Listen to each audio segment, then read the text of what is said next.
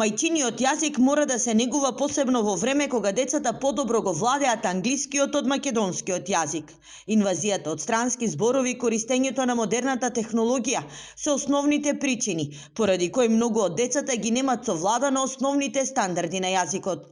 Затоа е потребна постојана корекција и во училишните, но и во домашните средини, порачаа македонистите од Филолошкиот факултет при Штипскиот универзитет. Се соочуваме со се поголемата нека биде инвазија, може да се употреби тој збор, на прецен или на англискиот јазик, меѓутоа тоа е јазик преку кој што функционира глобалниот свет и ние не можеме целосно да ги изолираме децата од тоа секако, меѓутоа мораме барем да ги коригираме таму каде што имаме убави наши зборови, нели да можат да ги употребуваат. Но на светот да му ја покажеме вистинската вредност на богатиот македонски јазик и книжевност, потребно е да се вложува во млади преведувачи, кои ќе бидат идни амбасадори на македонскиот пишан збор. Поењето на квалитетни млади луѓе кои што ќе бидат наши јазични амбасадори е всушност едно вложување во промовирањето на македонската книжевност, на македонската уметност